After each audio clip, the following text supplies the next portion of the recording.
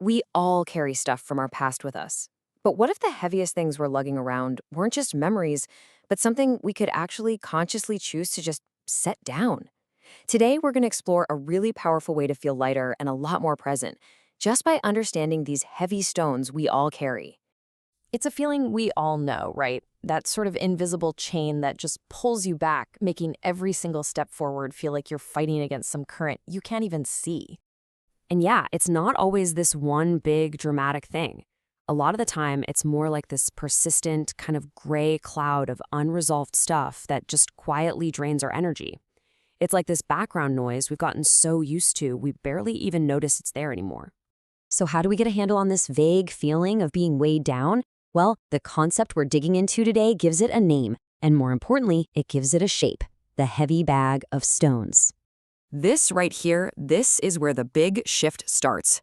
Instead of some abstract cloud you can't touch, imagine your past is something you can actually hold, a heavy bag filled with stones. And just that simple visualization, that's the whole key. And what's filling this bag? Well, it's the emotional weight of our history. Every unresolved argument, every little lingering regret, every moment of real sadness. Each one becomes another stone that we, usually without even realizing it, just add to this bag we carry around every single day. Okay, so to lighten the load, the first thing we have to do is actually look inside the bag. What are these stones exactly? What are we really choosing to carry around with us? First up, the stone of regret. Oof, this one's often the heaviest, isn't it? It's that constant replay of our past mistakes, that draining little voice inside our heads whispering, if only. It literally keeps us chained to a moment that is long, long gone. Next, we've got the heavy, dense stone of a grudge. It's the burden of holding on to anger.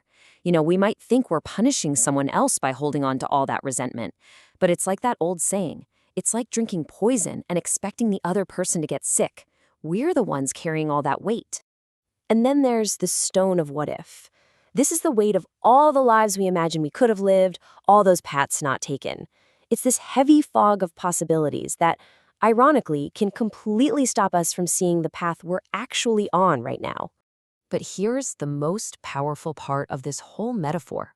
It reveals a truth that's been hiding in plain sight. If we are the ones carrying the bag, if we are the ones who picked up each stone, well, doesn't that mean we also have the power to set it down? Yes, absolutely. And that is the most hopeful part of this entire idea. It's not about just staring at the weight, it's about actively learning how to release it. The process is surprisingly straightforward, though. Let's be real, it's not always easy. First, you just acknowledge the stone. Give it a name. Is it regret? Is it resentment? Then understand its weight.